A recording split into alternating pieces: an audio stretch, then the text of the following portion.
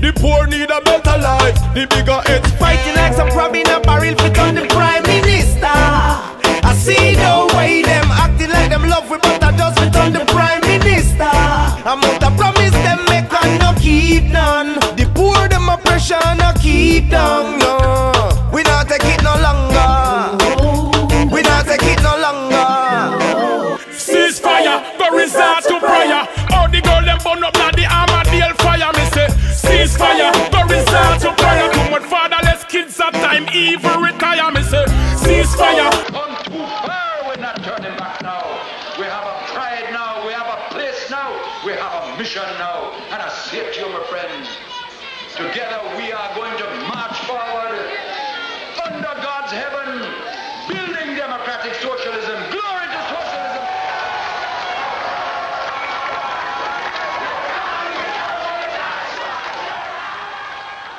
Michael Manley said, yes, people, better must come.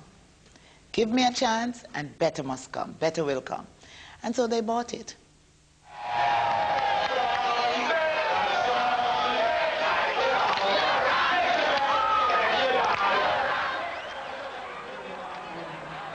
He swept to power and became the country's 5th Prime Minister. He was following in the footsteps of his father, but had his own vision for the future of Jamaica. His would be a socialist agenda, grounded in a new sense of nation and based on its African heritage and black pride. In the early 1970s, he gave land to the farmers, created jobs for the poorest working class women, and most importantly, provided free education, not just for the privileged, but for every child.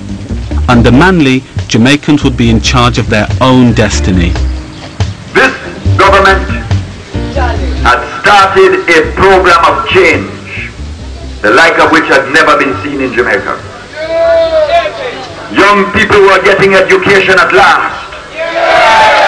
For years, women in this country never knew their own children because of the long hours. By the time they could get home, the children had to be asleep in bed. And nobody cared. And this government cared because of democratic socialism.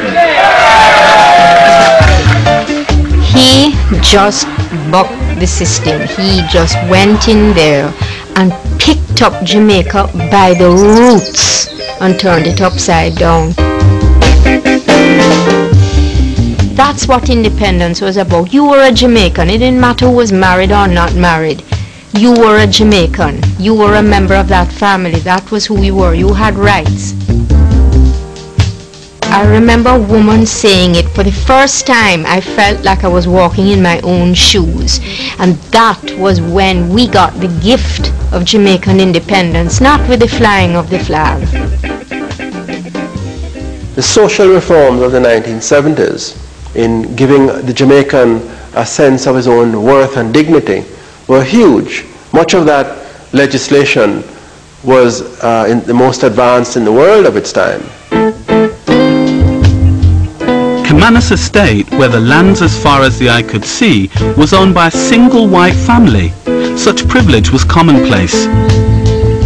Manley wanted radical social reforms to favour the poor.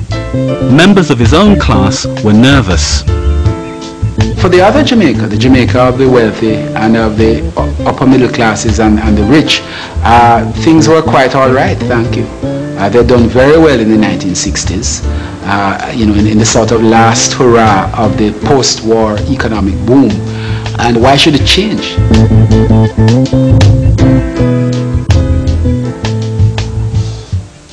A country like Jamaica cannot become a just society if you don't redistribute some of the wealth and some of the benefits. And we've begun that process of redistribution.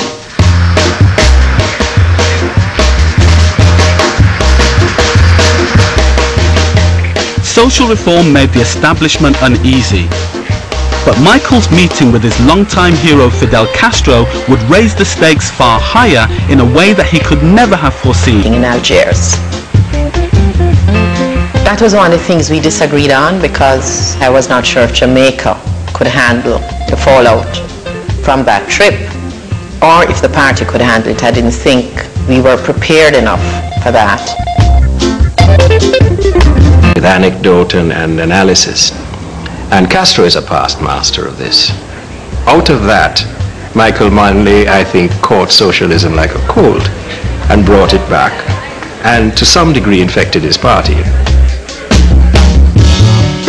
We don't like the Cuban, none at all. No way. They come to mash up Jamaica.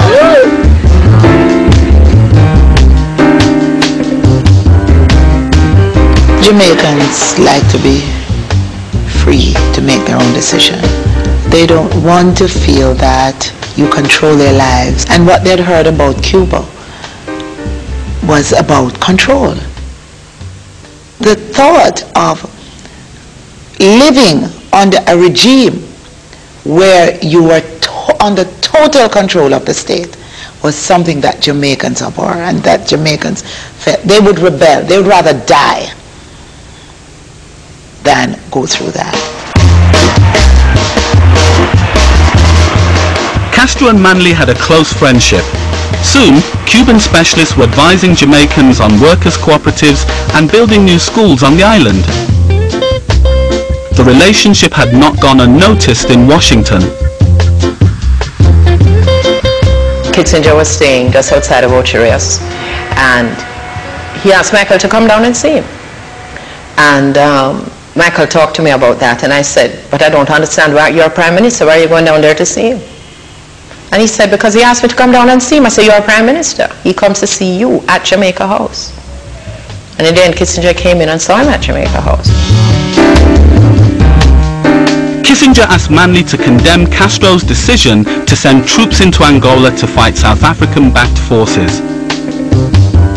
Manley refused, showing solidarity with Castro and his utter contempt for apartheid. Kissinger doesn't come down here and, stick his finger in Manley's face. He box his finger out of your face. That is almost a national cultural reaction to it. I say give thanks to the fact that Manley stood up to Kissinger despite everything else. Sometimes in history you have to do that, and he did. Now there are certain people in the world who say now, why are we taking this risk to anger the United States of America? And the answer is this: we are not angering the United States of America, they are angering themselves. They are not going to tell me what relationship I have with Fidel Castro. We have that friendship with Cuba as part of a world alliance of third world nations that are fighting for justice for poor people in the world. And I tell you as the party leader, as long as this party is in power, we intend to walk through the world on our feet and not on our knees. We paid for it, we paid for it dearly in terms of aid. But Michael was very clear that, certain things you just had to take a stand on. At home, Manley's socialist dream had become a middle-class nightmare. If you don't like it, Manley told them, there are 5 flights a day to Miami. In the months that followed, thousands took his advice. Planes were packed with Jamaica's middle classes, taking their money with them. When the first serious attempt at change was made, as always happens, there is a sort of almost like a shock wave that goes through the people who are better off and who have never really questioned the nature of the society under them. And so you did have a very real and regrettable reaction to some aspects of change.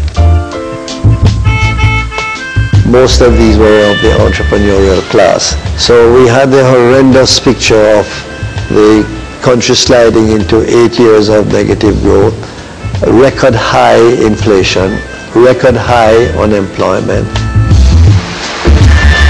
With the wealthy leaving in droves and USAID cut from $13 million to a mere $4, Manley was in deep trouble. What he saw was an American conspiracy to bring him down. Let me tell you how destabilization works. They will go in the secret group that is trying to mash up the country. Will go in among the youth and find one that look like a leader. And they call him one side and they say, hey brother, we drop you $1,000 on the side. if you get the boys tomorrow night to go down across the road and carry out a raid. But him don't know that it is a destabilization agent that has paid somebody to come among him and sell the idea of starting a bitch of a street fight. I'd say most of the violence was coming from the Jamaica Labour Party side, and behind them was the CIA in terms of getting the weapons in and getting the money in with all the propaganda guidance, because there was a steady stream, a continuous campaign of propaganda against the Manley government. The weapons, there was no problem with getting weapons in, because the ganja smuggling was a perfect route for bringing weapons back into Jamaica from the United States. While local politicians benefited from outside assistance,